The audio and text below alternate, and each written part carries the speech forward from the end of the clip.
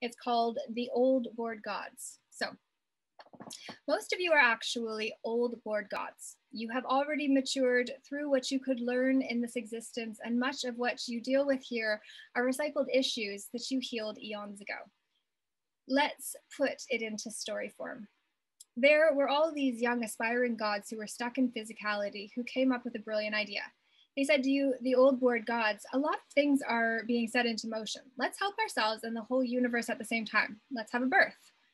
That's what you are all doing. You're going to birth a new universe. So here you were, these old board gods. You had already gone through your issues, and you did it before physicality was even an idea. You had already graduated from some other school of manifested form. You had a manifested form already. You had gone through the lessons and you were sitting there half bored. These apprentice gods came up with a plan that sounded like a good idea because on the other side of it, you'll not be bored anymore.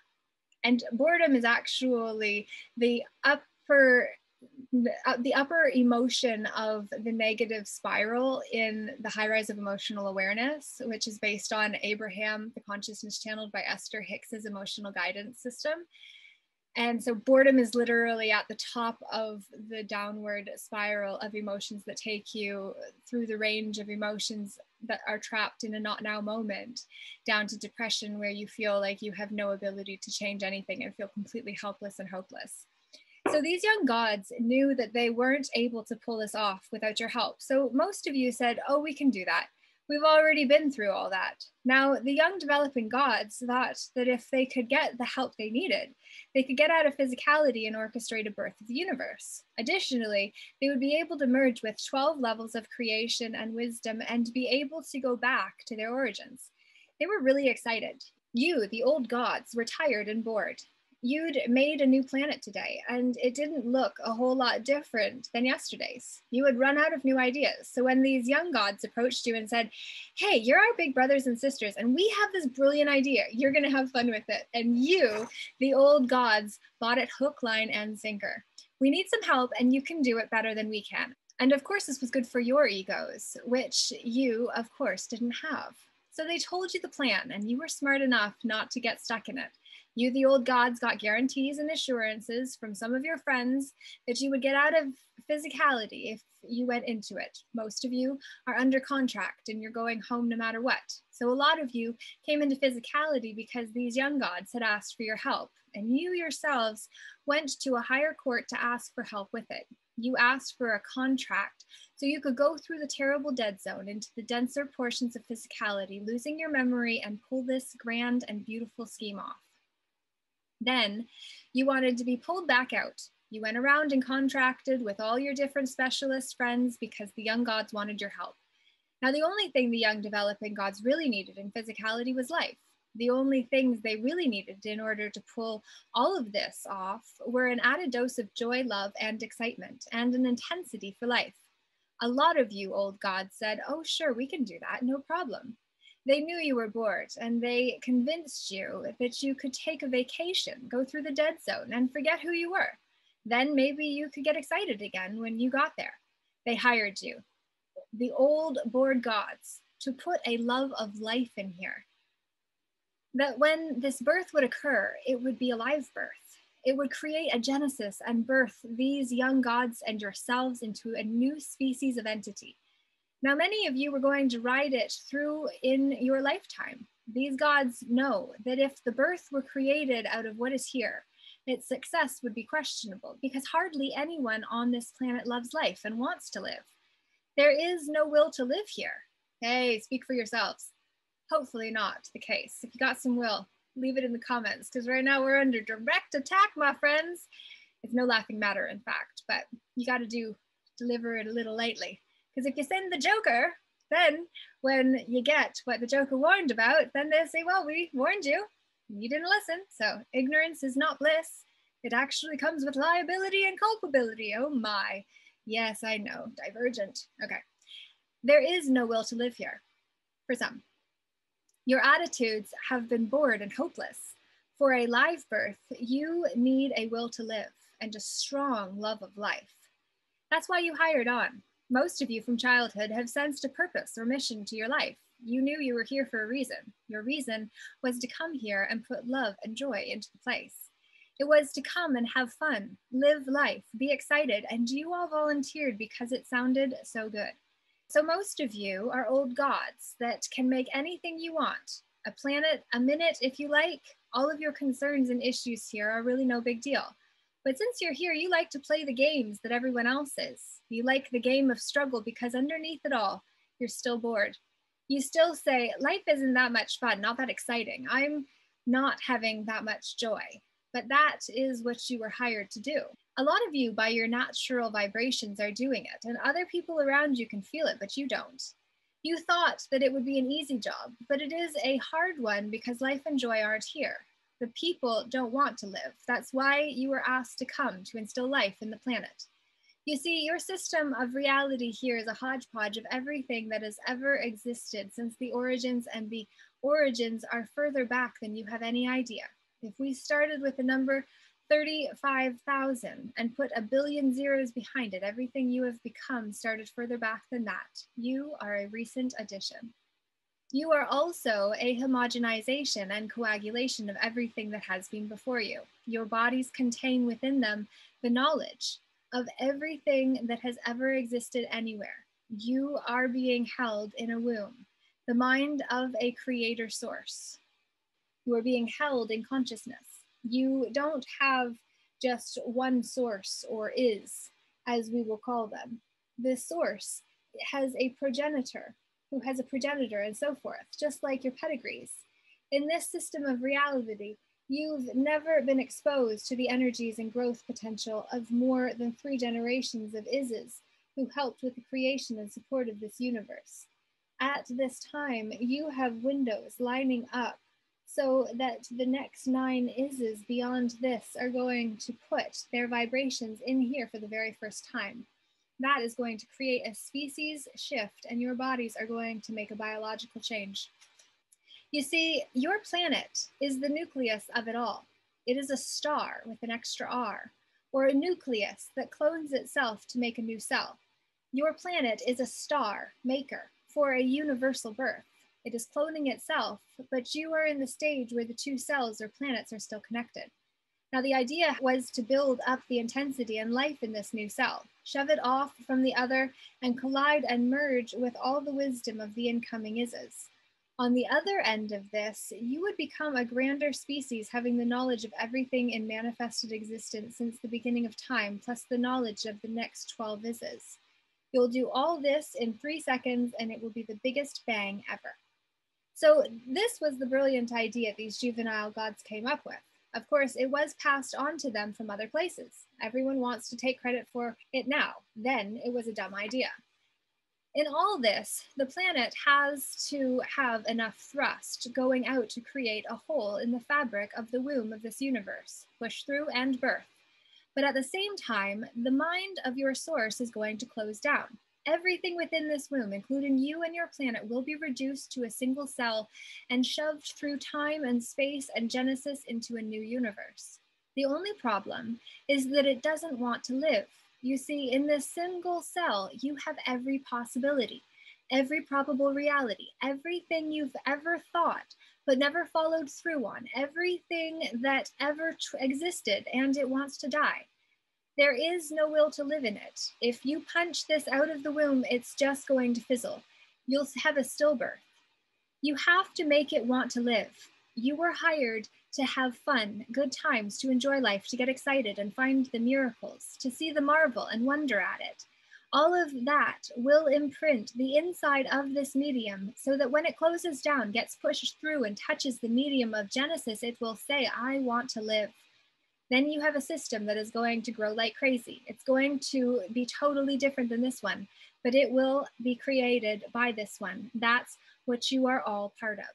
It's kind of hard to love life and yourself and have lots of fun when you don't have self-worth hormones. And right now, your bodies don't have them. You have to want them in order to make them. You see, your DNA is a double helix, a twisted ladder of nodules. There are 3 strands that must be together in order to make you love life, love yourself, and feel good. If these 3 are in place, you have self-worth. you have love. You also have to put life into this body, and it will keep on living even if you leave it and put it in the grave. So these hormones or strands in your DNA were not given to the body because it would be a cruel thing to do to it until you yourself wanted to live. It was put into motion that when you love yourself enough, you would grow them. Presently, you are working at growing these rungs. This is going to start putting the life hormone in your body, so anything you don't like is going to grow as well as the stuff you do like. Your guilt will be pushed to the max, and all this stuff you don't like can get bigger than your life if you let it. But if you are loving yourself, if you like who you are, what you are, that is going to be bigger than life too. Whatever you're focused on is going to be grown. Once you are beyond your guilt issues, you'll be able to do in a short time what would take the species 1,000 years to do genetically. If you maintain your guilts, your bodies have 10 to 20,000 years of evolution left before they can hold a God in them. It works the same way that the birth and the planet that has been cloned. You have to choose which one you are going to live in. You see, when your bodies reproduce and clone new cells that are not as healthy as the cells they replace because you don't let enough light in. But that's not the way the universe works. When a universe clones itself, it dumps off the residue that is too dense and too heavy. In the universal cloning process, the new is always bigger, brighter, and more beautiful than the old. That's how the universe works. So in consciousness, you're going to have to choose which nucleus you're going to ride on. It's going to stay stable for a time. Planets are not going to separate yet, and you're going to choose between the two. You're either going to be stuck in your density, stuck in your fear, stuck in all your pain, stuck in struggle and stress on the old side, or you'll be on the new planet and out of those things. You have to have both sides for the birth to occur.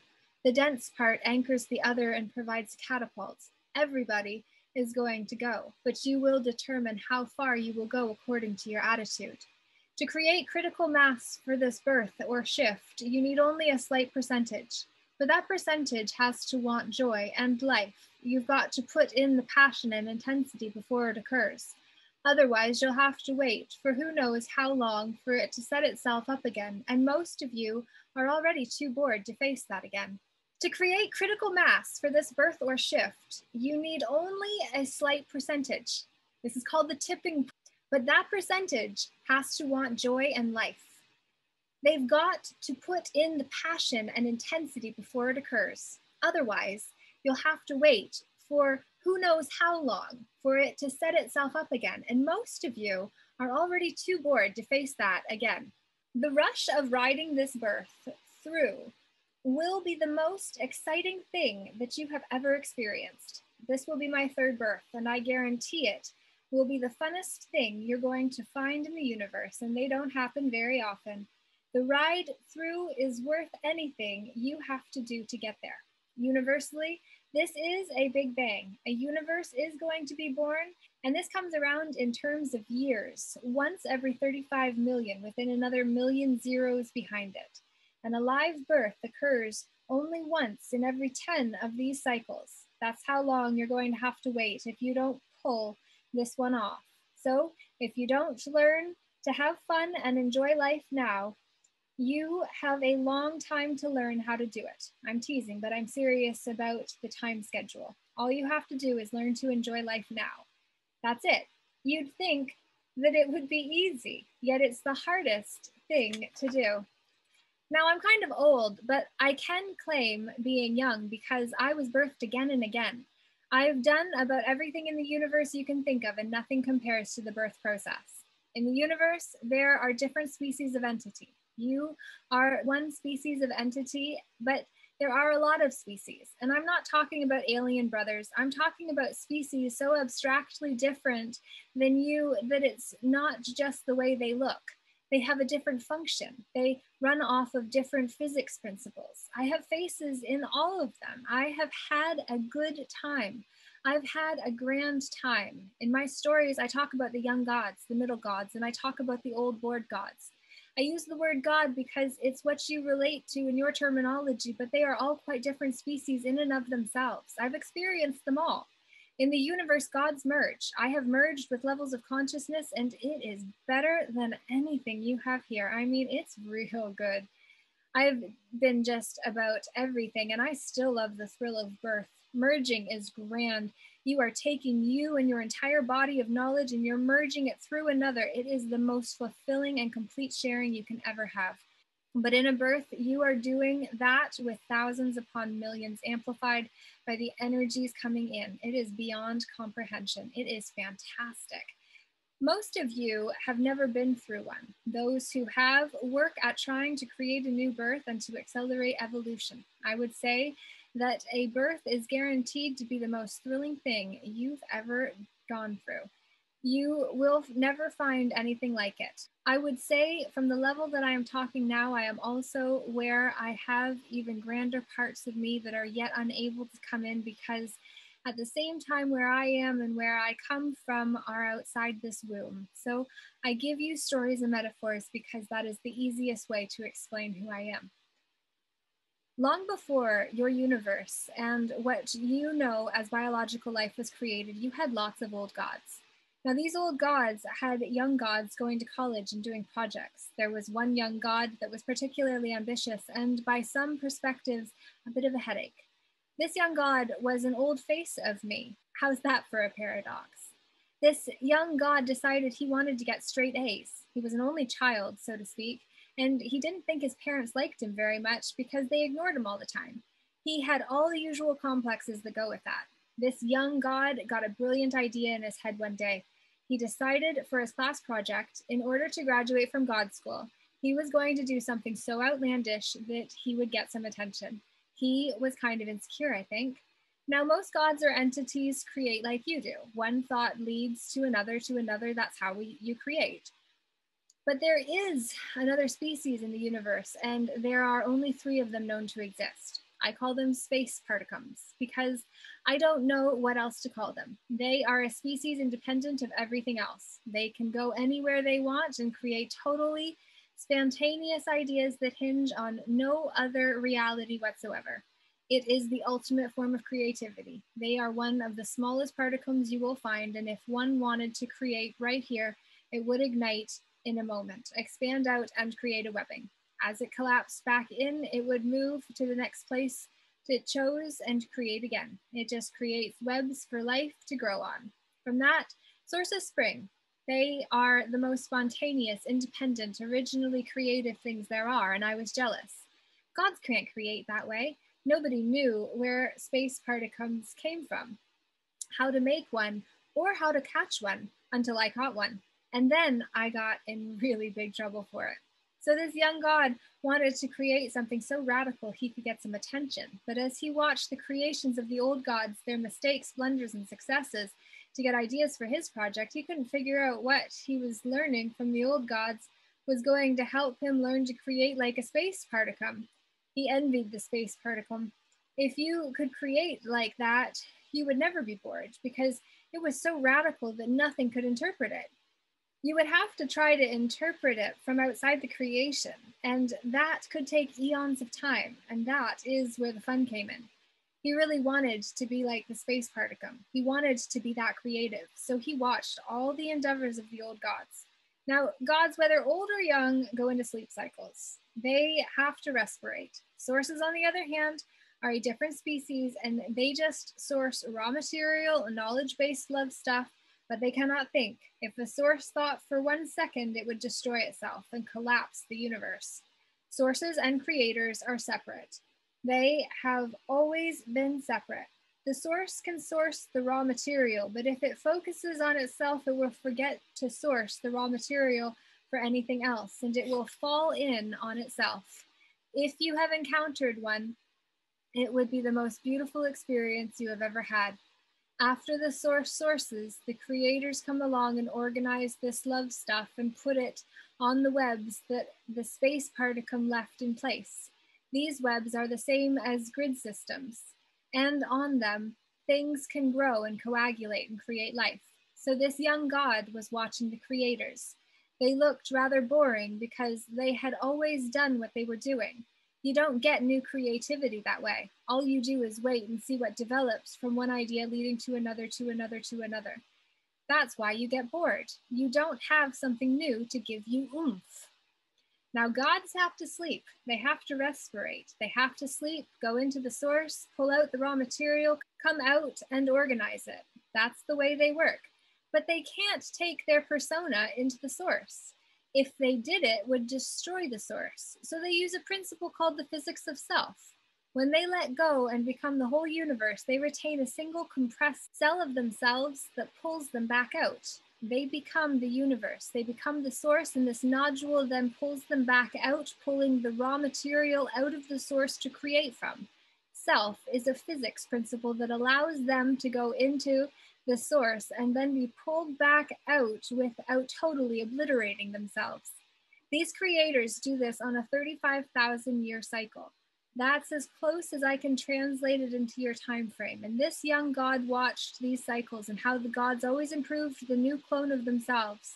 He was trying to learn from the mistakes of his elders so he didn't make the same ones. He realized as he watched them that they always sloughed off major pieces of themselves. All the old stuff was thrown away into the respiration. When they were pulled out of the respiration, they had all the new material with which they rebuilt themselves. The old was thrown away. So this young god realized that if he could pick up all of this residue, the waste material of the gods, maybe he could do something with it. Since it was the garbage or the junk, maybe it held the answers to all the mistakes and possibly the cure for boredom. So he went around and collected it from all the sleeping gods he could find and started storing it, which got him in trouble. These gods realized that even though they weren't in it or using it, it was still valuable stuff, and besides, they considered it as if it were radioactive waste. If someone was making a radioactive waste dump in your backyard, you'd get a little upset too. And they were afraid that pulling that much waste into one corner of the universe might destroy the universe. So a council was convened, and the young upstart was denounced as the worst thing that ever happened to the universe. They didn't want anything to do with his harebrained schemes. They said the time had come to put him out of business. But the elders of the old gods were also at the council, and they stood up for the young god. All he wanted was either to learn from the mistakes or to be able to find new possibilities and potentials that the older gods had missed. So the elders prevailed and said that if the young god would protect the universe from his collection and his experiment from the rest of the universe, they would let him play around with it. But the moment it got out of hand, they were going to pull the plug on it. In truth, the project has not had support from the beginning. The young god then took the major portion of his own being, making an electromagnetic womb out of his own consciousness, and started holding it. He was not afraid of it, and he told them that he would hold it so that it would destroy him before it could harm them. Now, this young god didn't know what he was going to do with it. He figured he was going to learn from it, and that probably he would get into more trouble for it. Now, if you're a god and you don't want others to know you have a thought, you just kind of blank it off, and they never know you have it. It's the same principle you use here. He knew that if he could change his focus a little bit, take another part of his consciousness and put it to sleep around what he had picked up, nobody would ever find it, and he would stay out of trouble. Now, the stuff that he was holding was just information, just something to be organized. He was trying to protect it from the gods who wanted him to destroy it. So if he put any thought process in it at all, they'd find it. Since large portions of himself were asleep, not even he would know where it was. He would say it was gone, and so he hid it. With the remaining portions of his consciousness, he started trying to figure out what he could do with what he had. But since he had already closed himself off from what was inside, he had no idea of what was going on. He had found a very small particum in the universe with which he breached this womb ever so slightly. Through the breach from outside the womb, he could peer in to see what was going on. But if he put his thought in there, the other gods would find it. So he didn't put his thought in there, but separated off more pieces of himself and pushed them through, just like amniocentesis, the process of piecing and exploring a mother's womb. He pushed them in with prime objectives to find out what could be done with what was there. Originally, he took 5 pieces of himself, and this is where my story begins. The first one he pushed in, we'll call it P or Philip. It means origins. Its prime directive was to go inside the nodules and find their origins. The second, or A, we call address or Andrew. It was pushed in to search for life, to give life, and to create a passion to live. It was to try to see if it could get something to live in here. The third was the D, or David. The line of David was the face that was to go in and organize, make the myths, the legends, and the stories that would organize this all into some semblance of reality so that eventually the project could be presented. Next, since the creation was finding itself to be unbalanced inside, was the L for Lima. The L was the peace, peacemaker, spelled both ways. It was peace, as in chopping up, severing, separating it in order to see what you could get from it, and pieces in harmony, balance, and flow. He figured that with all these pieces of himself out there, they could work together and figure something out. The last, which was also the first, was called K. It was amniocentesis itself, a bridging energy that would allow him to keep track from outside what was going on in the interior. Once all this was inside, it still had to be closed off again. It was just as a baby in the womb. You may have an idea, but you don't know what it's going to be until it comes out. You can't go in and check on it personally. These pieces themselves were not inside the womb, but rather vibratory emanations of them that had been translated through the layers of the womb. Now, this God knew that in its own process of respiration, everything inside would get a ride. So it went to sleep and went into the source or universal heart. Elder gods know what sources are and understand their process of respiration, so they organize themselves around sources. Then you have a huge universal heart, the source of all life, because you're going to have lots of large gods sharing one heart. They don't all sleep at one time because they support each other. This young god was really an old god connected to a shared heart, but he didn't know it. However, the old god was aware of his younger self, and in fact, it was he that had orchestrated the younger god in his harebrained schemes. Now, this old god went to sleep in its respiration, knowing that his project was safe and that when he woke up, he could figure out what to do with it. In the meantime, during the process, as he went into the source, he forgot that he had breached the womb of his consciousness. Now inside, gods were forming and gaining identities out of the refuse. These became most of you, the old, bored gods. You were the tired part, sloughed off in the respiration. Now these gods that were forming got curious when stuff from this source started leaking through the breach. They loved it. It was a sort of clouded euphoria. It was great. They decided that if they could take this stuff and split it up into a bunch of little pieces, they could shove those pieces into their projects and then see what came out of it. This stuff was wonderful.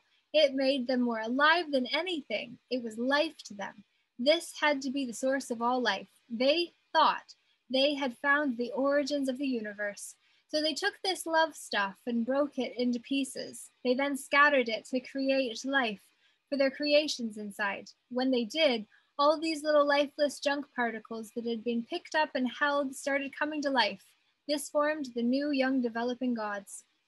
You see, at this point in time, these gods that were forming inside of the womb were oblivious to the fact that they were parts of the source or God that was holding them. They had gone through the big forgetting, so they just played around in here with ideas. They would try them on for size, making and cutting holograms in the space with the different ideas. Then when they weren't looking, this life stuff and the space junk started coagulating onto the holograms and a form of life started happening within the womb. Inside the womb, layers started forming, each trying to gain closer access to the love stuff. This created rapid organization of the layers inside the womb. The old bored gods were created. The true source of this creation's origins was asleep and holding it, and that source came out of its sleep not too long ago in your present time. In that process, it was never able to see what was going on, and it couldn't put its head inside to look without destroying it, because if you take a personality into a source, it will distort it and destroy what it is holding. This God realized that what he had created was a sterile medium, because his project had no thought processes from him. This meant that he, for a god, had gotten as close to creating like a space particle as anybody ever had, because there was no way of knowing what the creation was going to be. In the process of this god's sleep, all sorts of things occurred inside: hierarchies, systems, realities, planets. This is one of the few universes where there are planets. That is how abstract some of these other realities are. This god was outside, feeling the pushing on the edge of the consciousness from inside the womb, which began to wake up. It knew that what was developing and incubating inside was grand, because it was getting some messages through the breach, but it had no idea what it was. So it put another layer of itself to sleep, to hold that layer and another layer and another layer, just to protect itself from waking prematurely. This created the generations of ises and faces holding this reality from outside the womb. It knew the moment it awakes completely, it would close down to a single cell and create birth. Anything that is not it is going to get shoved out, and that is when you have birth. But it's not quite ready for that yet. The stuff inside has to want to live. You could say that this God is all these layers that create and make up the outside of this womb. These layers are his faces, and this is where I come from. I am the faces, as well as the owner of the consciousness that makes up this womb that is holding this reality as it plays. The faces that were originally projected into the womb have split and incarnated. The original ones were very strong entities because they were core gods, but they split and split and split far enough to get subatomic structure, mass, and matter. The A strain is dead, except inside the womb, and most of what is here has been corrupted and closed off. That is the passion for life. The L strain also exists nowhere else but inside the womb, and it too is rare. So if this birth is pulled off, these gods will be resurrected, so to speak. If not, they cease to exist for all eternity. The P was the first one in, and it went scouting for origins to see what needed to be created. Then it called for A, the L, the D, and the K. They stayed together for a while, after which they fractured into large pieces and then separated and homogenized into waste nodules. You are the experiences out of all these gods. Now, with all these extra layers that have been created to hold this universe while you play, and as you gain a desire to exist as individuals, along with your steady growth and expansion inside of it, you were taking up too much space. So this god was told that he had to go on a diet or wake up and close down because others wanted some of the space. Space is limited because you can't create space without a space particum, and you can never tell where they are or when they are going to do their thing, push the fabric and create. So the council told the god to go on a diet, but they didn't know what he had been growing, but he didn't know what he had been growing for eons. So he fessed up, and they said that since it was junk anyway, dump it. But he protested that there was something growing inside, alive and viable, and he said he wouldn't dump it. They put a bunch of stipulations on him, and he said, I can't do that because I gave it free will. I wanted creativity out of it. Free will is what the sterile medium was all about. You can do anything you want and be protected and have the universe protected from you at the same time. All this has been going on inside here and outside, and now when you are very close to being able to pull this off, they want to pull the plug on the experiment. And so at that point in time, there were arguments and arrangements and different things happening. A council was called, and some of the members had actually participated in the experiment. The council was going to determine whether the experiment was going to continue. It's not that they were going to pull the plug, so it's nothing that you have to fear. Remember, this is a story to approximate something that is quite abstract. At the same time, these young gods inside saw some windows lining up. They realized that if they could line them up and stir up a fuss, they could pull the entire council in, smack them with their life force and creativity, and prove their value and validity from within. Then they could gain at the same time the force and movement they needed to pull off the birth. This is a mass event. This is where your images and pictures and stories about mass ascensions, people just popping off the earth, come from. The word went out that a project was growing, and some of these other bored gods wanted to come in and figure out what was going on. So it's inspection time. That's why you have entities on the inside telling you you'd better get your act in order. But there is nothing to worry about. You're such a novelty that even if your act wasn't in order, they'd still leave you alone. You are a creative endeavor.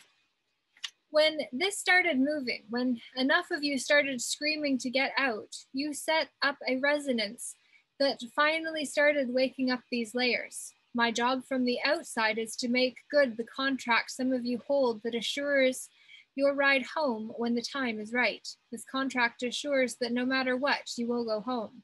Many of you have had a knowingness about that since you were very young. You've always known you were going home this time.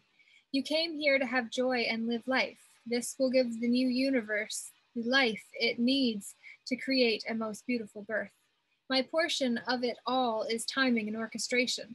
I keep track of what is going on outside the womb and inside the womb from this layer. I have many faces inside and have incarnated 85,000 times and loved it. I have ascended 960 embodiments. Some of my faces, just like some of yours, have gone haywire. I still love them. Others of those faces are very beautiful, very intricate, very important parts, because this is a project that everybody is involved in, not just one or two here and there.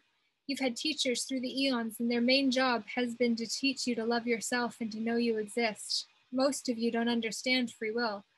While you're held in the womb, you couldn't die if you wanted to, not permanently. The greatest free will you are going to be given ever is the free will to exist or not. Granted for the first time, this is the ultimate act of free will and unconditional love. It will be self-selected and chosen. So through the ages, there have been many teachers with one message: love who you are. I am. I exist. Now you can look at yourselves as being made up of a lot of waste products, and that might help you understand why you don't like yourselves, because you were originally rejected. But if you do like yourself, then that's great, because you are getting the refuse to like itself. That's a pretty fair accomplishment by any standards. But a lot of you don't realize that you are a whole lot more creative than a lot of gods that have come along for a long time. It is because you were left to run free and wild inside here. Everything you ever thought, any possibility you ever came up with, can be a reality in the new universe. You know how your hawks and eagles soar?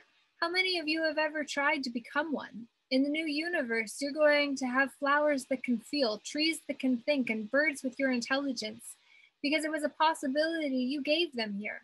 The rose that smells and feels so wonderful when you touch its petals, you're going to have roses that can feel you back. You are a lot more creative through your ignorance than you would have been with someone telling you what to do. You are very literally the creators of the new universe because no one else has participated in it. You know how you feel when you are trying to create something and you have a million thoughts running through your head, so many that you end up not doing anything. The new you in the new universe will be able to do every one of those thoughts with ease. Here, you have a dead zone and a separation. You use your dead zone for your atmosphere and gravity. That is what gives you the friction to stay in orbit. But you never knew you had a dead zone, so your next universe won't have one. Your desire to live forever, those in the next one will be able to do so with ease. All of your dreams will be birthed there as potential. Here, the best you can do is to make a hologram and hope you fall into it. There, the inhabitants will be the gods that you dream of being. Happy Christmas!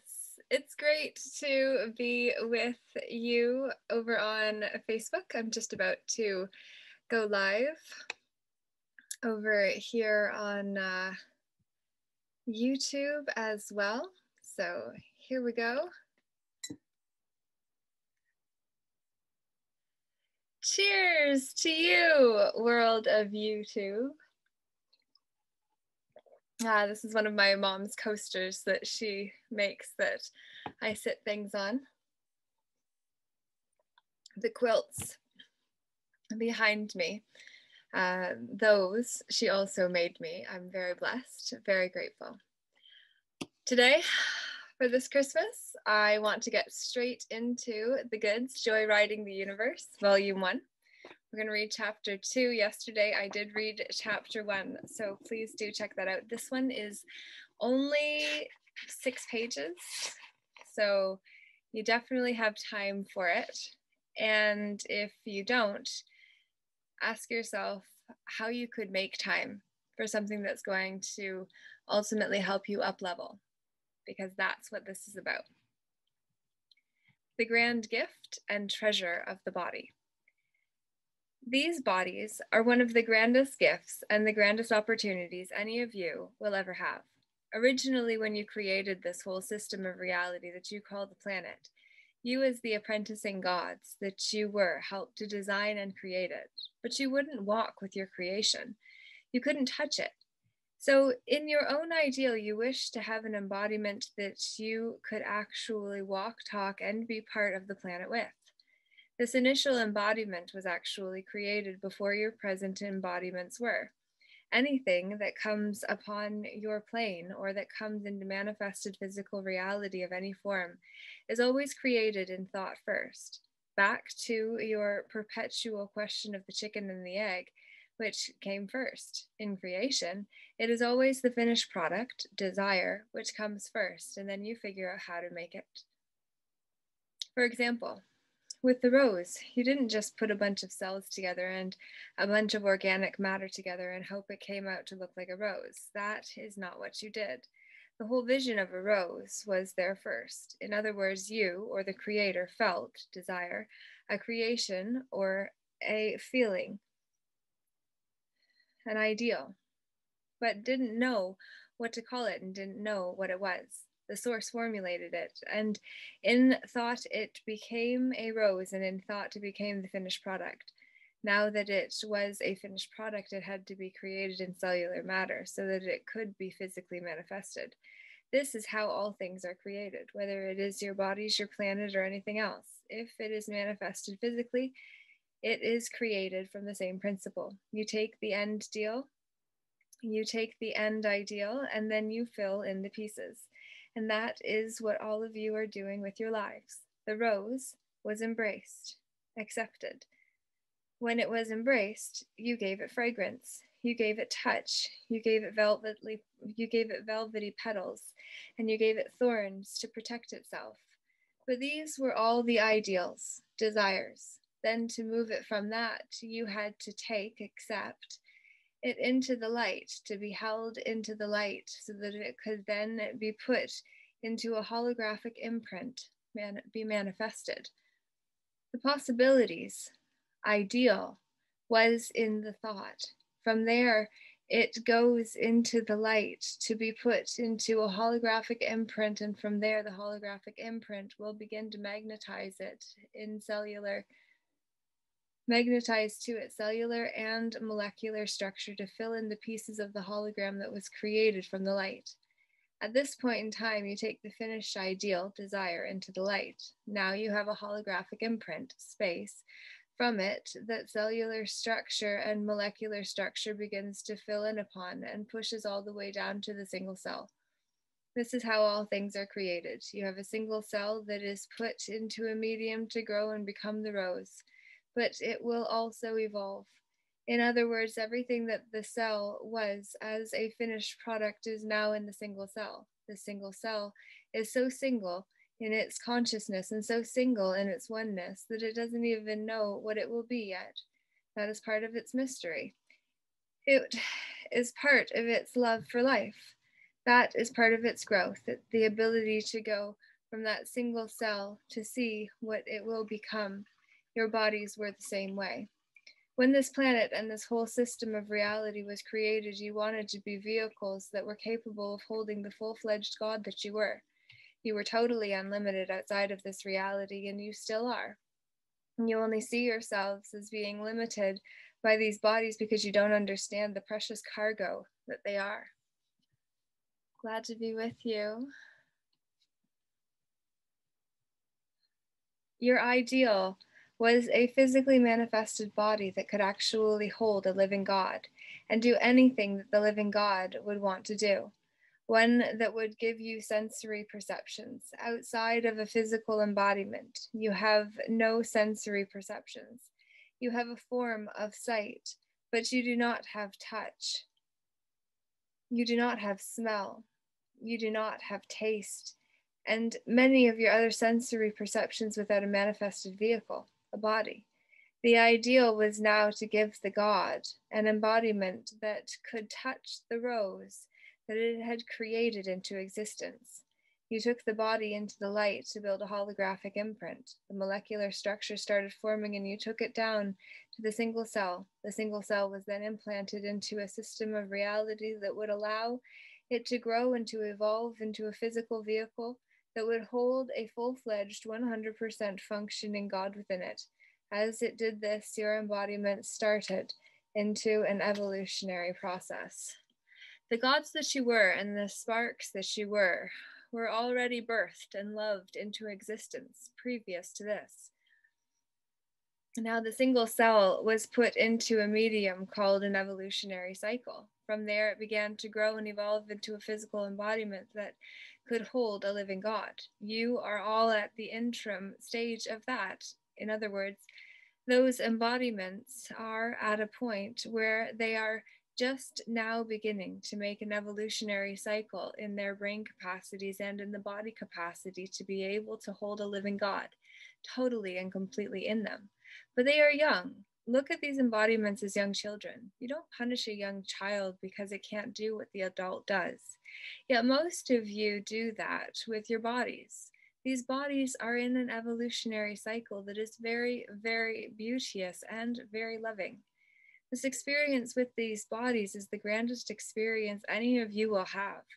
But the bodies of the humanoid species are evolving. The light that you are is already mature.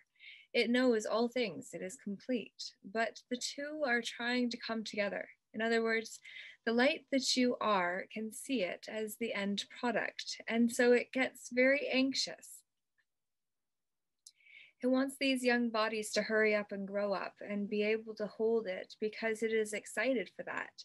And so you are at a juncture. For quite a few thousand years on your planet now, the light that you are has been trying to inhabit these bodies and coax them to hurry up their evolutionary process.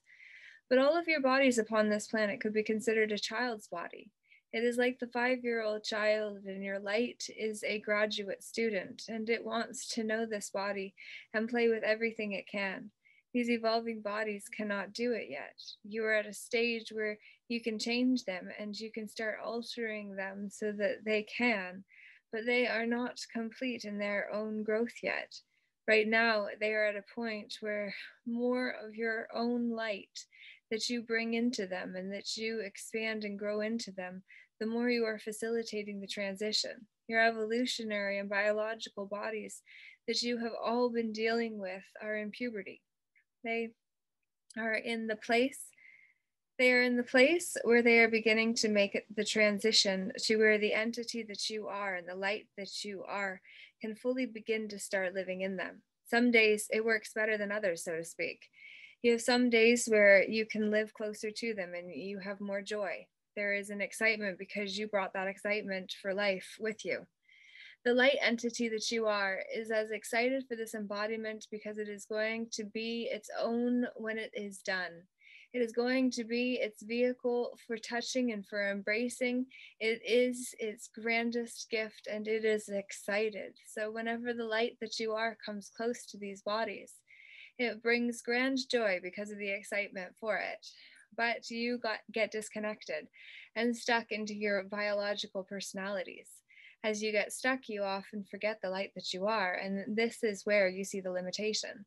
Then you see the body as a limitation. You see it as being in your way. You see it as slowing you down from everything you want to do. None of you were forced to take a body. You asked for them, and you didn't ask for them in order to be punished. You asked for them because they are a grand gift and a treasure. Within these bodies lie the mysteries of eons. Look within these bodies. The bodies have evolved from a singular cell. Since they have evolved from a singular cell, your cells within your bodies know everything your progenitors have ever thought. Your cells in your bodies have the knowledge of this whole universe. The cells in your bodies know how to build another universe just like this one. They know its secrets. One cell in your body holds the mysteries of the universe, its creation, and how to do it. One cell in your body holds that much information.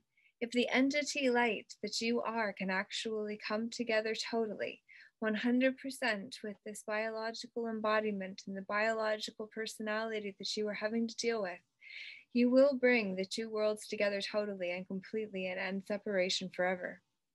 But in the meantime, these biological bodies can't always hold the whole light that you are because they are still evolving. Your brain system is still a little primitive for it. It is evolving and it is growing.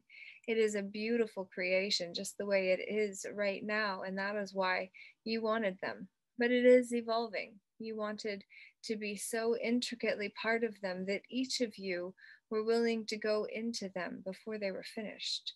You were willing to go into these bodies long before they were ever at a state of holding a full God, just because you wanted to get that close and to have that opportunity earlier on in the game. You are playing around in these biological embodiments, living in them, expressing in them, but you are also cursing them a lot. You are also very harsh and very hard on them. Most of you don't get after a baby or a child that can't do adult things. You realize the child is growing, is evolving, and one day it will be able to do adult things. Your biological bodies are the same way. And they are beautiful creations just the way they are. You came here because of the knowledge contained in them. The body that each of you is living in remembers the entire emotions of this whole planet. It has this feeling tone of the entire planet. Your bodies are a living testimony and a living history to this whole planet, and it is a treasure beyond your measurement. And that is why you came here. That is why eventually all of you will take one with you when you choose to leave this plane. But it is a matter of learning how to manipulate it here and learning how to live in it, with it, and love it while you are here. You are not totally limited. You are only limited because of your perception and because you believe yourselves to be limited. When you can move past that, these bodies will grow at light speed. You are on an evolutionary hill. It is like you are on the last leg of the uphill journey. And then once you get to the peak, it will all be downhill or smooth sailing after that. These bodies are totally changing. They are getting ready to make a species change. They're getting ready to make a break or shift in the entire genetic structure of the humanoid species. This is a very precious and beautiful time for these embodiments. Since this is where you are, it is also a trying time for many of you because the bodies are going through emotions. They are going through feeling tones they've never felt. They are experiencing their power.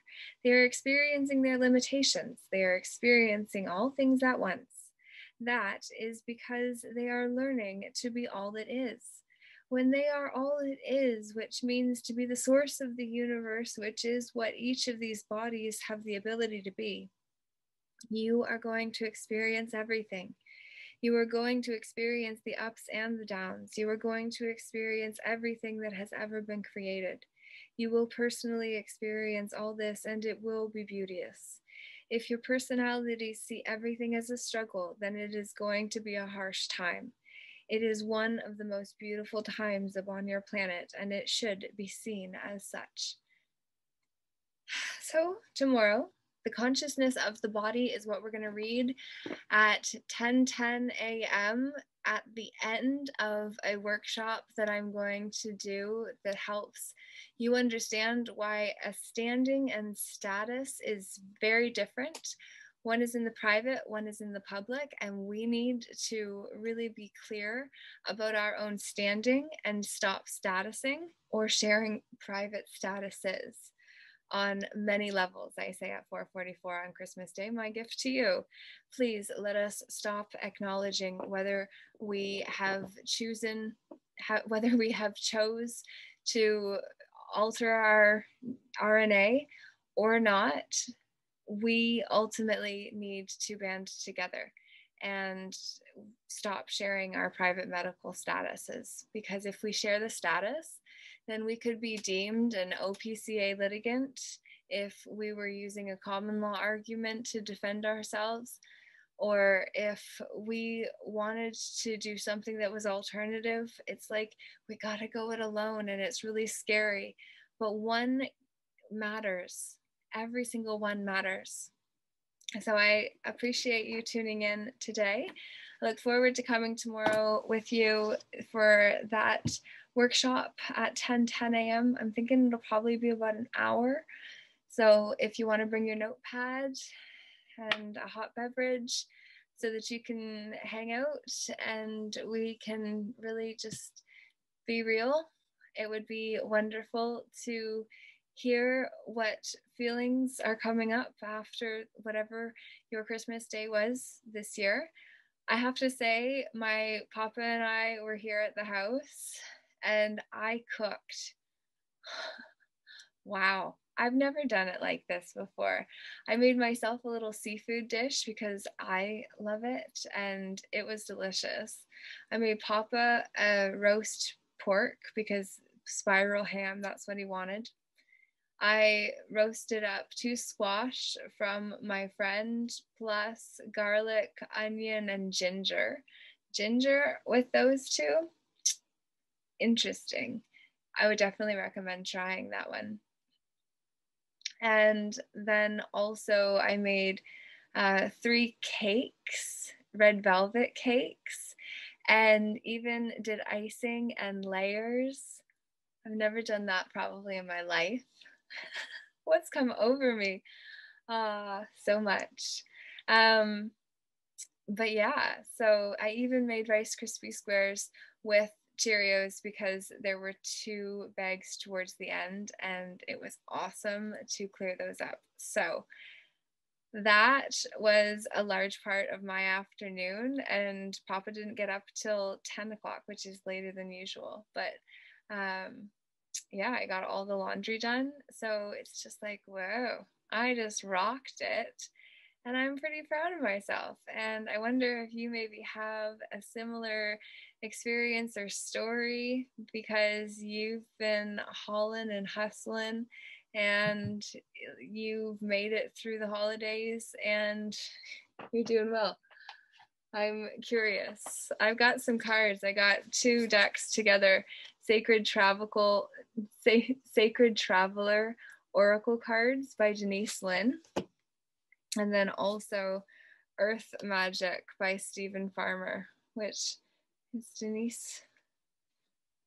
No, what's her name? Dolores. No, Doreen Virtue.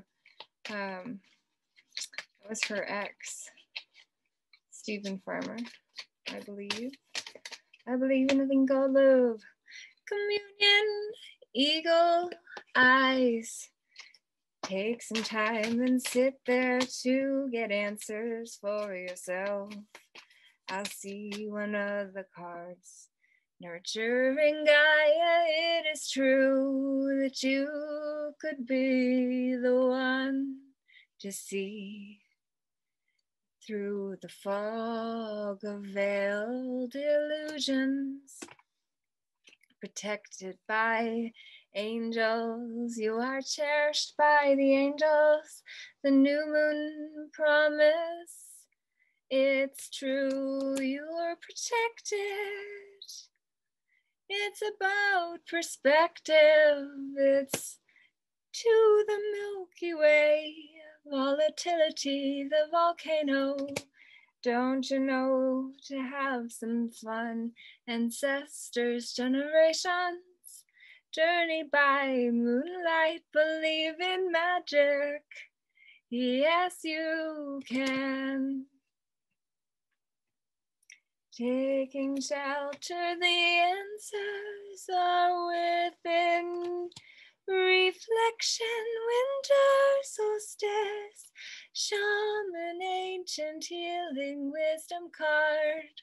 Oh my, infinite abundance pouring into your life. Don't you know, overcoming obstacles, you can overcome anything if you try.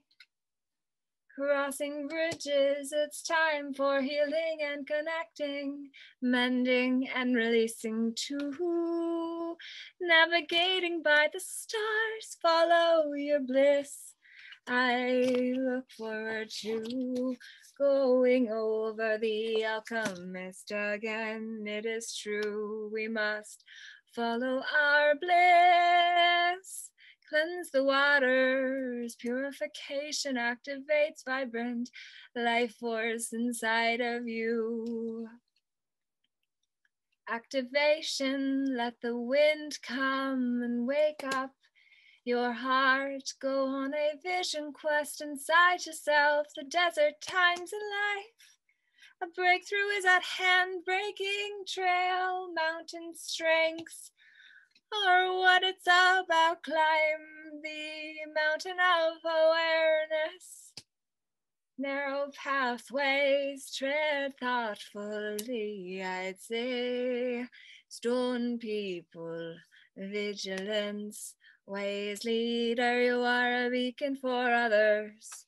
You must clear the air, distant thunder there, staying focused here. Oh, hold the course. Keep doing what you are. Embrace enthusiasm, shout to the heavens with happiness.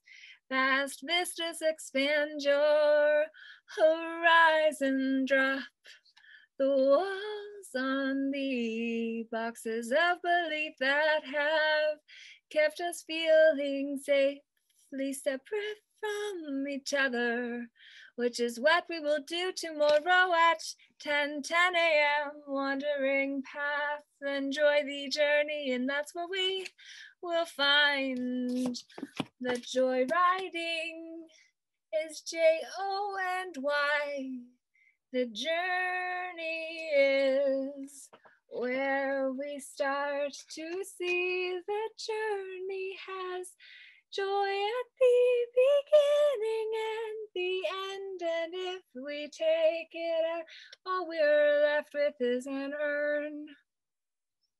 What's an urn? It takes away the body and the reputation we had before we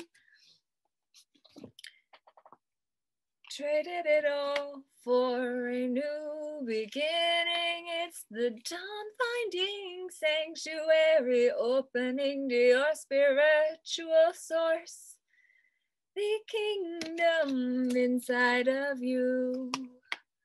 First light, beginning a new cycle. 2 cards back to back from 2 different decks. It's time to release what will not let you get here, because it's calling you, my friend. Purification, let it go. Call the water to let you go deeper into you, fellow travelers. Support is all around you. I send you love and say, valiant courage, take action with passion, enthusiasm, authenticity, clarity, and encouragement is when the rainbow blessings come in. Rainbow is the color I will use if ever I need to be radiant. Summer solstice, watching clouds, lie back, rest, relax, mystic healer, you must flow through you. Let it be surrender to the journey. Release control, dream time creation. That's the end of my reading. I listen to my instincts, you know. Send your love, though. Have a great day, Lord, day. Happy Christmas to you, and I say namaste, namago.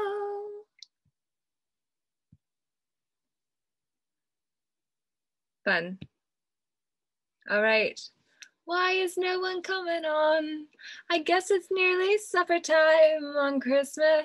I guess you had better have better places to be instead of with me right now. Contextually, I guess we'll see.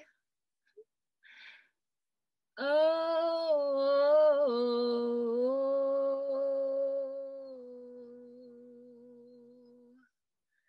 4:55, Christmas Day. My live is coming to an end. Thank you for tuning in again.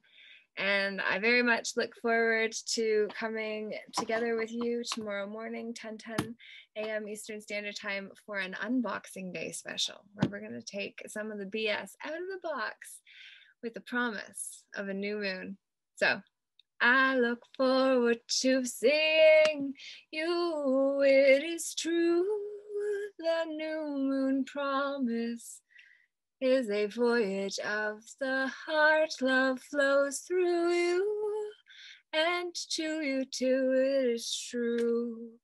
Grounding, go deep, explore your roots, impasse, reflect and redirect your energy.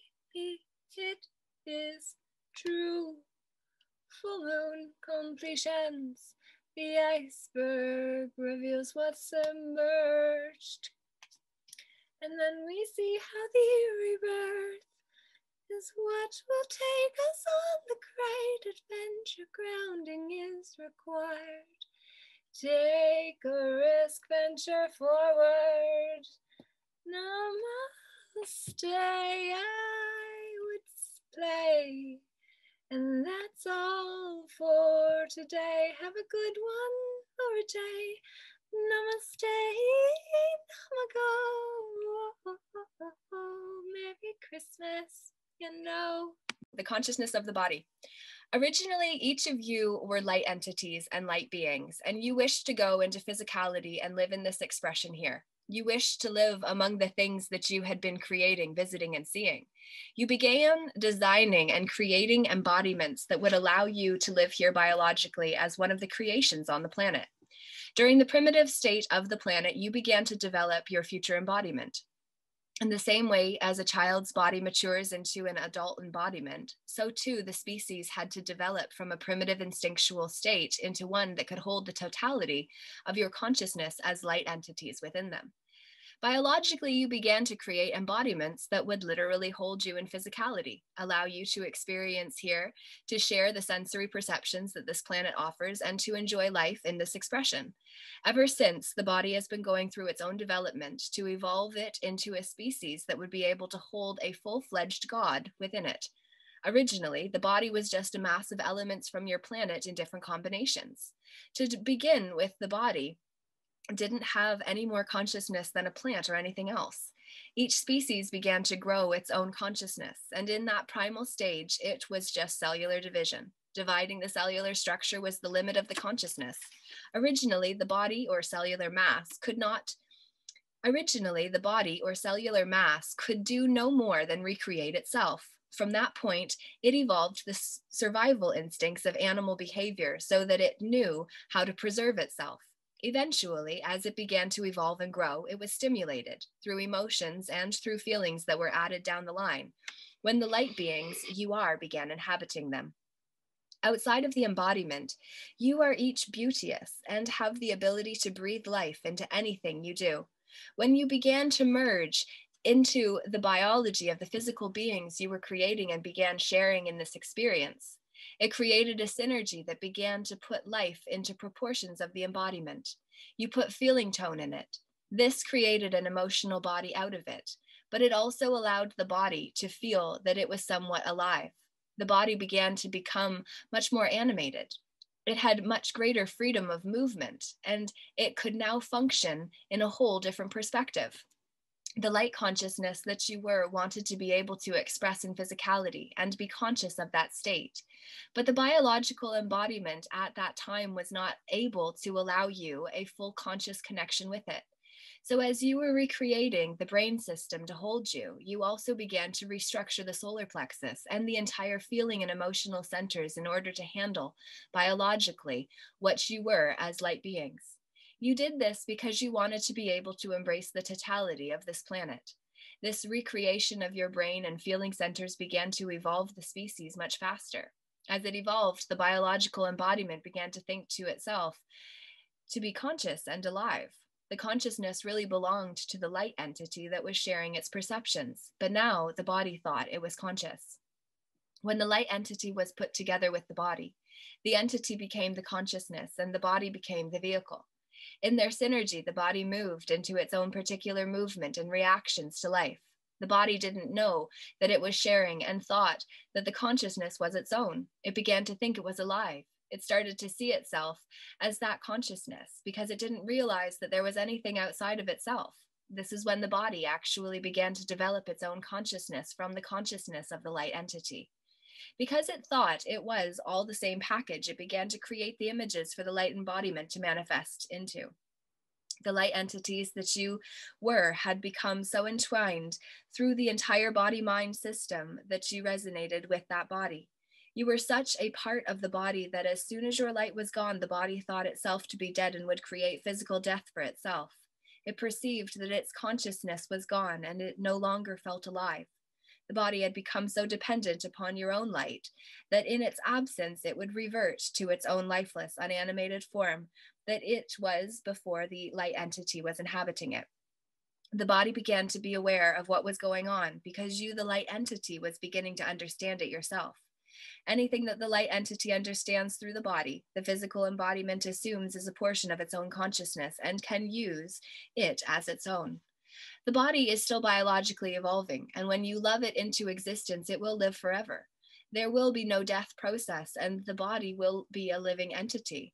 Now, it is a cellular mass, a biological species that is run by the light that you are. You give it life, but as soon as you allow the body to move into its own consciousness and evolve its connection with yours, the body will move into full animation and will be a fully alive species.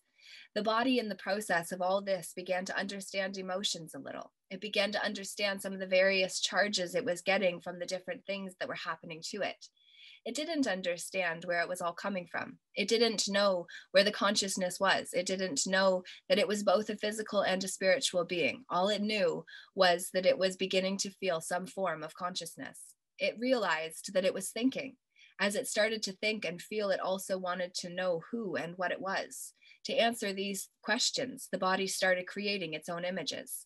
This is where your original images that all of you deal with came from. You see, the light entities that you are so fleeting in your thought that you could move a mile a minute. The body was too slow and cumbersome for you. Since you were sharing with the biological being, every thought that you had was telling the body it had to shift or change in order to match it. As light entities in these bodies, every time you change your thought about what you are or what you are not, you actually change the direction for the whole body. A light entity thinks, and whatever they think is created. No desire, light won't move. Whatever they project in thought will be created and manifested for them, but the physical embodiment cannot work the same way. After the light being and the embodiment came together and the body started to think it was conscious, the light entities would think different things about themselves in consciousness. It was like playing games with yourself in consciousness, imagining yourselves in different roles and using different faces. Each time you would do this, the body would shift in order to create the image you were holding. You would look at the different bodies and think, well, if I had a different model, I could do it a different way. If I had different legs, I could run faster. If I had a different face, I could look different. If I had a different coloration or different color eyes, I might like it better. As light entities, you were very creative. And at that time, you were not as tied into these bodies as you are now. And you allowed your minds to explore these different possibilities at a mile a minute. The whole time, the body was trying to keep up with you and to evolve into what you were envisioning. The body was not capable of the quantum changes that you, the entity, was. It was an evolving biological entity, evolving within a time-space medium, and it took time to change. The biological species was so slow in its evolution, the light entity had to find something to entertain itself with, so it merely enjoyed seeing itself in all these different embodiments, lives, and experiences it could create. But since the body and the entity were now somewhat connected, the body thought that all these perceptions were its own. The body began to feel that these were all the things that it was supposed to be. Originally, when you first began your connection with these embodiments, you put in an evolutionary path for them so that they would evolve at a more rapid rate. Your children, for example, grow into adults because they were given an imprint within their cellular structure to become adults. So too, you gave a life path to these embodiments that you were playing with. You would merge with it and give it a direction to grow in order to hold the totality of you and be one entity. If it was given the path and allowed to follow that path, it accelerated the evolution of the body and its consciousness. But because the embodiments and brains were so unbearably slow to the entities, they never completely merged. In the meantime, the entities' minds were running off 100 different perspectives of directions. So instead of getting a biological embodiment that would normally just evolve according to one plan, you have all these embodiments trying to create the thoughts of the entities in all these different images in which they saw themselves. Let's say the light entity is only feeding the biological embodiment a dozen different visions of itself. And many of these entities were feeding a whole lot more than 12 images of themselves. Now you have a biological embodiment picking up on that and trying to create every one of them. But it doesn't know how to do it because it must work through time. This creates a grand conflict within the embodiment. So it pulls in one thought of the entity and tries to create that. Then the next thought comes in and it tries to create that. It keeps changing. And this is how disease was built in these embodiments. As the biological embodiment would try to change to match the thought of the light entity, it would set a whole cellular response in motion in order to grow according to the thought that it perceived to be its journey, the direction that it was supposed to go. But it had so many signals and directions that it genetically started setting itself on many courses that were not compatible. The light entity did not realize the embodiment was putting life into all its thoughts. But it is the nature of the light entity's thought process to put life into all of its thoughts. The biological being has now been set on multiple courses. The life of each idea tries to create the embodiment in a different direction. Molecularly and cellularly, each of those is already started into movement and become part of the evolutionary process. It is a disharmony in the organism. And you have diseasement for the first time in the body. This happened because the light entities couldn't focus on what direction they truly wanted to go, willlessness. Prior to this, biological being was evolving extremely rapidly by any standard. Now it was beginning to slow down because it was diseasing and conflicting within itself. Since at this time it was still a primitive vehicle, anything that would cause an overload would shut it down. The conflicting signals and directions had confused it. It didn't know what to do, so it shut down and would not evolve. The body had tasted the love and joy of the light entity, and it craved that life force. It had to have that, but it didn't know how to get it. It went within its own being and used its own primitive consciousness to try to form an image of what it was supposed to become. It would feel the consciousness of the light entity and try to create a composite picture of the light entity and what the light entity wanted. The biological embodiment would then take this picture and say, this is what I am. This is what I am supposed to be. It used that composite for its image to grow into.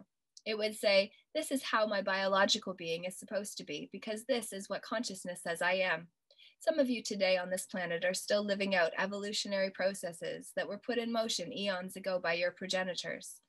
Whatever image was settled on was a statement to the biological being to create the physical genetics to match that image. Many individuals are still living out of their genetic structure. The biology continues to try to fulfill that whole image it embraced years ago. This is when the original image began. When the biology settled at last on an image, it gained an increased sense of identity and consciousness, which accelerated its evolution once more. Again, the light entity and the biology were able to come closer together. The closer the entity can come to the biology, the more life it gives to the embodiment. The light entity puts life into anything it touches, and it will live in a whole animated form. At this point in time, the light entity was merging more fully with the biological being, but it was also being trapped by the images in the genetic structure. The light entity hadn't understood what had happened. It didn't realize the grand respect, almost worship, that the body had for it. The consciousness that was forming in the body tried to create everything that the entity thought.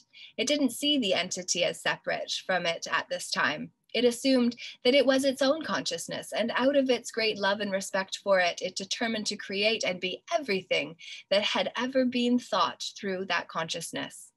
These embodiments are working from survival behavior.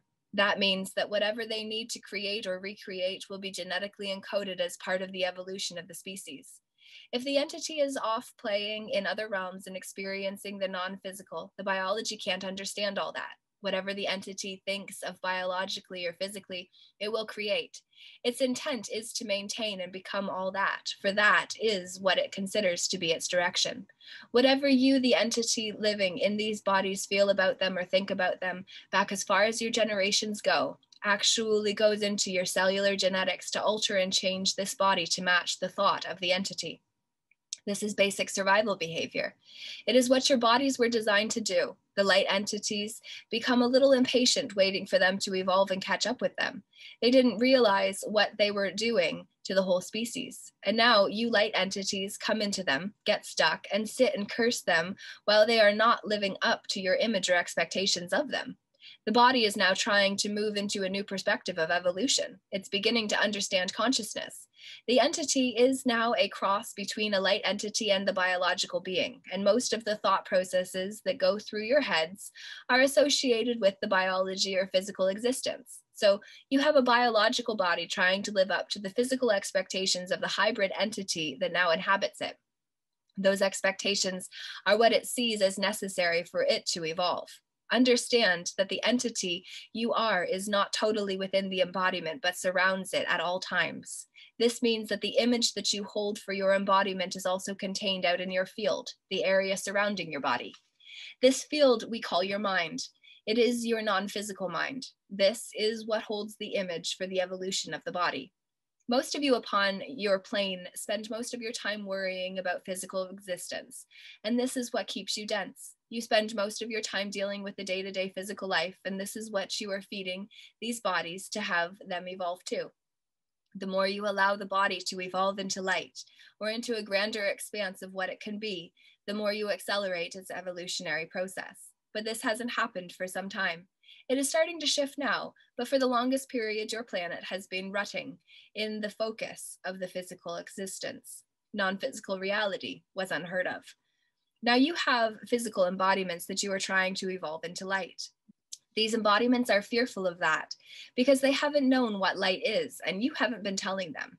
They didn't realize that the light entity is what has been evolving them all this time, what has been living with them, and what gave them a consciousness to begin with. They are beginning to realize that you are intending to evolve them into a much more expanded form to be able to live with them in both the physical and non-physical worlds. A lot of you on this plane now, in your various paths and disciplines, are trying to promote your physical embodiments into expanded and spiritual perspectives. This will take a little time because you are showing them something that is so nebulous that the body isn't able to hold an image of it in order to grow into it. The biological body must hold an image of something if it is to grow into it. All of you are trying to grow into the non-physical, even if you are not in conscious pursuit of it. because all of you on this plane are always seeking death. Even when you are trying to enjoy life, you are usually planning for death or for the world hereafter. But your ideas are nebulous about it. The only real spiritual image you've been holding for your body to grow into is that it must die. So your whole life you prepare to lay it down. When you are in this perspective, it's not going to evolve very rapidly. As you begin to understand that perhaps you don't have to lay the body down, you start trying to move the embodiment into spirit and expanded perspectives. Most of you don't know what this means or what is out there waiting for you. You still cannot hold an image or ideal for the body to grow into. That is why you can really understand a concept like ascension. That understanding actually holds an ideal the body can grow to match. Your understandings so far have been very limited. What you hold are pseudo images or ideals. The body, for quite a few generations now, has been bulking at the unclear directions of its entity. It sits in the same old ruts because it doesn't know where to go. It has virtually lived out every image that the original light entity put in it. It is at an evolutionary crossroads. It is capable of evolving into a whole different perspective, but it needs input. Anything you embrace about you as an image, it will create for you. But you entities living in these bodies are not embracing your own physical and non-physical nature, and you're not giving the embodiments their new direction, desire. Without that direction, these bodies are just going to pass around the same old images. Your bodies have to have a blueprint to grow into or to live up to. But you, as light entities, don't even hold a vision of life for these bodies. You wish you could get out of them or wish you had a different one. So the body is going to find its own images and it will get them out of social consciousness because it knows it's okay there. It knows how to function in society. If you as the entity will not give it an ideal to evolve into, it will find its own because it needs one for its own survival. Because you have not consciously been trying to direct the development of the body, the embodiment had to provide itself with its own survival consciousness. The bodies have been developing their own consciousness because the light entities weren't paying enough attention to them. Your social images in this plane have become your prime survival instinct for these bodies. You have to match the image. You have to have something to live up to. And whatever you are is never good enough. Because the moment you do not get good enough, the body ceases to evolve. But long ago, you built into these bodies that they must evolve, so the body will find an image, one place or another. Because you're not telling them what to be, they will try to live up to somebody else's expectations. In the consciousness that these embodiments are developing, they have learned how to access your field or non-physical mind in order to feed themselves the images they need. When you are around other people, it will access their images and start living them because you, the entity, are not giving them a picture of their own perfection. Your fields are quite flexible and a lot bigger than most of you think. These bodies have learned how to use your field to create and access gestalts. All the body wants is for this light entity it adores to give it some direction. But for the longest time, it has been ignored. So it creates these gestalts or coagulations of images to substitute for the direction that the light entity is not giving it. The body has to have an image to live up to, and your social gestalts are always willing to provide one. Unless you give your body an image to live up to, it will always try to match someone else's expectation. All the time, you are all telling yourself that your images aren't good enough. Nothing's ever good enough about most of you on this planet. You are always running yourselves down. You never look right. You never feel right. You never act right. You're always looking and striving for something different. That tells your embodiment, do not accept anything I send you. Go seek for something else. So it does. And it goes out through your field and pulls in other people's images and tries to live up to them.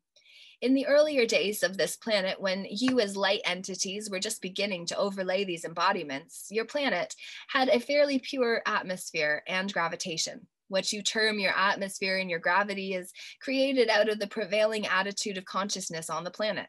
When you created this planet, you gave it a very beauteous atmosphere. Your whole attitude was very synergistic with life. The attitude of every species on the planet was one of harmony and one that perpetuated life. The whole planet was one consciousness, what we will call a pure or unadulterated consciousness. The consciousness of any species living on the planet then was one of life and joy. Everything, including the primal human species, lived with this atmosphere around them. The entire planet lived in joy, life, and harmony. There was no diseasement and there was no death. When the biological embodiments learned to access your mind, that also gave them access to the entire mass consciousness of the planet. Up to that time, each species just had its portion of mass consciousness. When these embodiments accessed through your minds into mass consciousness, in their efforts to find images, it changed the entire consciousness constructs for the planet. You had these light entities running around in biological embodiments. Anything that any one of them was doing in a physical body affected the entire consciousness. Because they were in a physical body, they were out of harmony with their natural state, but they were still light entities that gave life to everything they thought or touched. This is when your diseases in these embodiments began. It is also when the embodiment started seeking other images, and in doing that, it actually attached itself to the atmosphere of this planet, which is what began to create the gestalts here.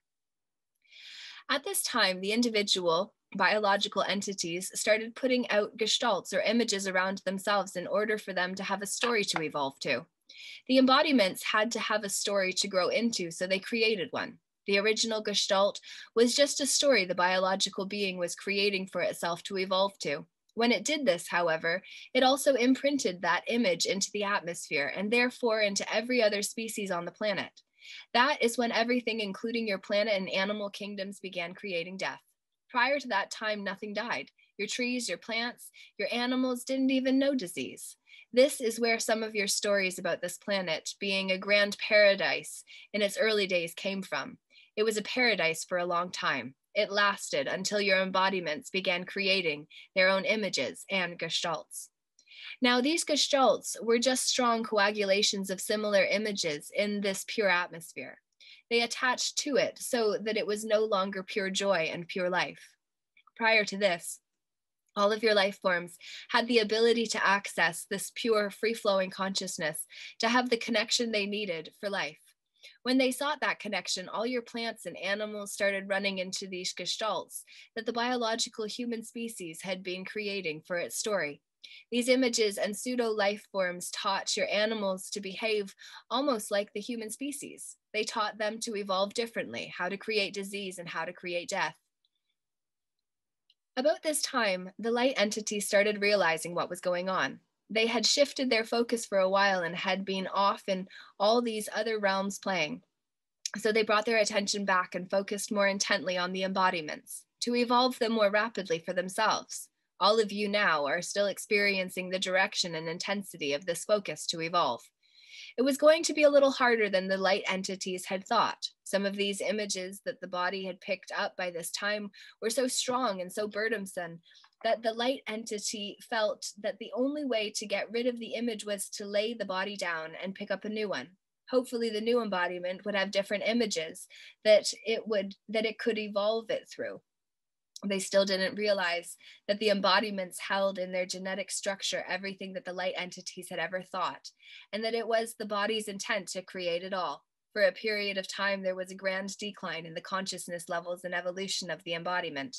You became intensely focused on the embodiment and gave life to everything that the body had perceived to be the direction it was supposed to go. As you actually lived in all these different directions and images, it became too burdensome, and you created the death process so that you could pick up another body. You hoped that succeeding generations would have fewer images as the images were lived out and the bodies laid down.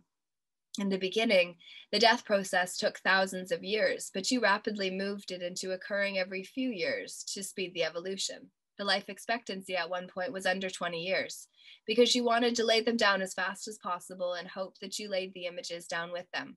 Since that time, you have lengthened the lifespan again in order to give you each, if you used it, more time to evolve these embodiments. The embodiment is finally ready to hold a whole identity. The embodiment is finally ready to hold a whole entity. the entire brain system, and several other features that are needed to hold that entity that you are finally grown within these embodiments. Biologically, these bodies could hold you now, but they have to be activated.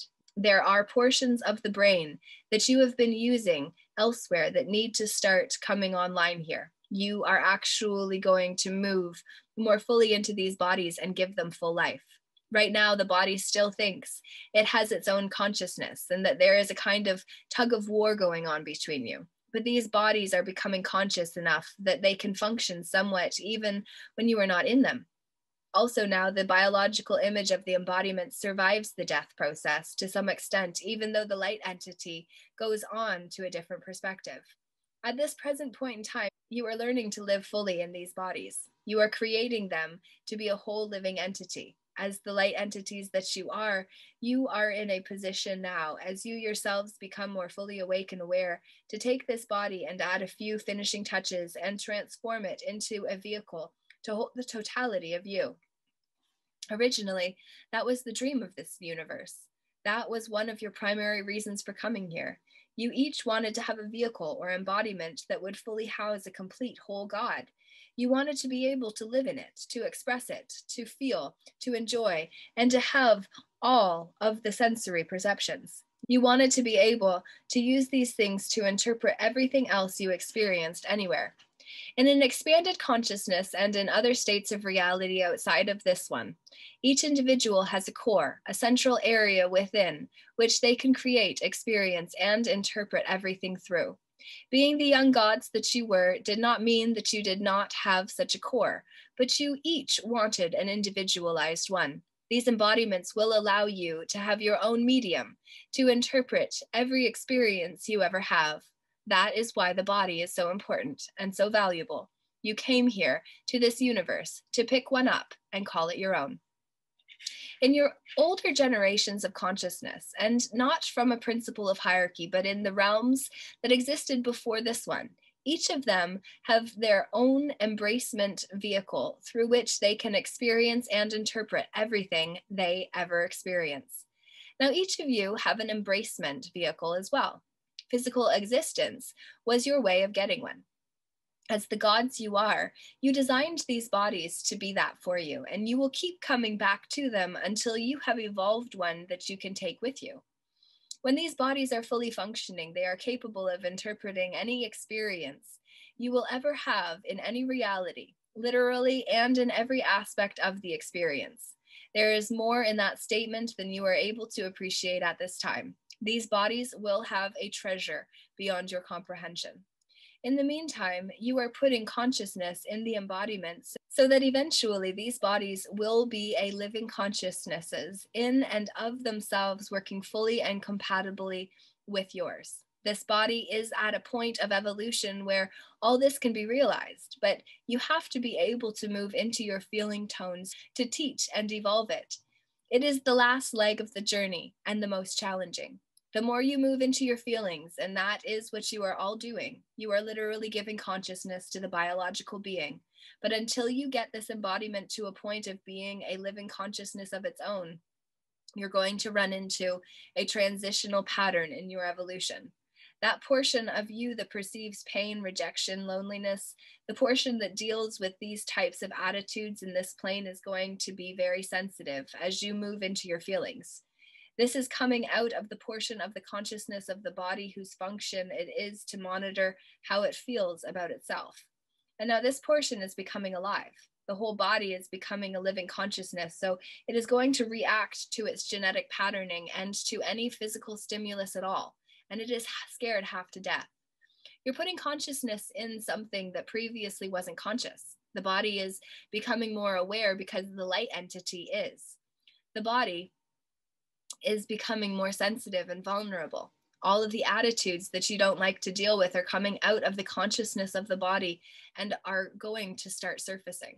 A long time ago, this embodiment learned how to deal with minds. It learned how to use your mind to connect with images. It knows how to play the Gestalt game. And now, as it becomes more aware of itself, it will perceive the slightest influence from any of these Gestalts. Some of your first awarenesses on this planet are going to come through the consciousness of the body, and they may be a little painful. The body learned to access the mind on its own before you, as the light entities, could evolve it to that point. It knows how to perceive energies. It understands levels of consciousness, and it knows when and what to accept and what not to. It had to learn to because it wanted to live, and it had to have an image to grow into, and you, the light entities, were not giving it one. Now, as it is becoming more aware, because you are, it moves into a greater sensitivity to the influence from these realms. That portion of you that can feel rejected or hurt, that portion that is open to all these types of feelings, is going to become more and more sensitive as the body becomes more conscious. The biology evolves in stages, so it is not going to be a constant thing. You may think that you've gone through it, but it is likely to resurface each time the body becomes awake for a time, and you're going to go through a period of sensitivity. Understand that in consciousness, the light entity has every gift that any of you ever seek. You already know how to use them, but you are trying to teach the biological embodiment these things. All of your gifts, your psychic abilities, and non-physical sight must all come through the consciousness of the body as it evolves along its path toward holding a full-fledged God within it. Left to our own devices, these biological embodiments evolve at such a slow rate that it would be eons down the road before they would be at the place you wish them to be. This is reflected in your children. The human species is one of the slowest to mature on the planet, and for a long time, they are unable to fend for themselves. This is because your embodiments are one of the latest species added to the planet. The species that were here before you, living in the uncorrupted atmosphere, evolved at a much faster rate. The rate at which your offspring mature reflects that rate of evolution. Your embodiments are of recent advent to planet Earth, Planet E, and they have been evolving very slowly. That is why your children grow so slowly in their early years. It is what keeps them dependent for so long. This entire lengthy process of the evolution of the consciousness of the body is what is behind every dependency issue that you or this planet ever had. On one level, you realize this. Your entire medical profession is actually trying to accelerate the evolution of these embodiments. When the embodiment becomes diseased, it means that it is trying to go too many directions at one time. So in many instances, the medical profession literally cuts out unwanted directions or images through surgery. A lot of the prescriptions, drugs, and techniques that your doctors are using work on the body in an entirely different perspective than what you understand. In most cases, these things allow the light entity that you are to come into a more singular focus within the body. You see, every time the body goes into disease or disharmony, you have to focus upon it because you care about it. You give it self-attention. When you do that, what you are really doing is focusing back into the embodiment and how you want it to be. If you are sick at the time, your focus holds a vision of it not having the illness, getting rid of it. Your medical profession is a system created to help you focus back into your embodiment. You need to focus back on your body more, but you don't know exactly how. So your body helps you out through illness. When you have a cold, for example, you wish you didn't. And so you hold an image of yourself being free of the cold. That actually holds you in a different image to allow the body to evolve into. In many cases, the medical profession helps to eliminate certain images or structures that are hindering the evolution of the body so that a more singular focus can be created. Each of you need to realize that while these embodiments may seem like a limitation to you, they are not necessarily a limitation in the way you perceive them to be. See them rather as your own children, your own child. You love your children. They slow you down, they holler at you when you are in the supermarket. They want a lot of attention, but you still love them. If you could give the same kind of consideration to these embodiments, you'd get along a lot better, a lot easier, and you'd evolve them at a much faster rate. By the consciousness perspective of the light entity that you are, these embodiments are juvenile. Your consciousness is so expanded that the embodiment is a real limitation to you. But they don't have to be. Just realize that you came into them for a reason. You are loving them into existence. You are allowing the whole body to become a living mind, entirely awake and alert, so evolved in its own right that it is sensitive to everything in existence. You start loving these bodies into existence when you come to peace with them, loving you just the way you are, loving you completely, relaxing and allowing your images to drop is a whole lot easier than surgery. Besides, if you are the God living in this body and you keep adding new images, that's what you are telling the body to be. You won't be teaching it to live forever. You won't be teaching it to evolve in consciousness. All you'll be doing is seeing the body as a prison, and you'll use your fantasies and your images to entertain you until you decide to get out. Be friends with your body. Respect it. Genetically speaking, its roots go back eons farther than yours. Remember that all on its own, while you were playing your games in other realms, it chose to live. It loves you as the God of its being.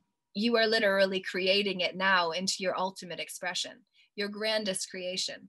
When you are done with them, these biological embodiments are going to be the synergy of your living mind and living consciousness. They will be the entire interpretive mechanism that you will use in every consciousness experience that you will ever have anywhere.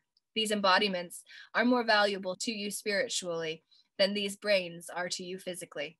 You are really much more valuable. They are really much more valuable. You came here in order to get an embracement vehicle, an embodiment. No one forced you to come. So come to peace with your bodies, no longer pushing new images upon them. Just allow them to be, loving them into existence. That loving into existence is going to come through a relaxed state as you put joy in them and in every aspect of your life. The body responds to joy. It is the ultimate body response that can be created. In spirit, there are other concepts and constructs that are grand and wonderful, but in the body, joy is the ultimate expression now. After joy, it can begin to understand the lessons of passion and other vibrations of life. But right now, joy is the grandest thing you can teach these bodies. Joy is the ultimate expression it can know here. Love your bodies. Put that joy in them and allow them to be your most joyous expression.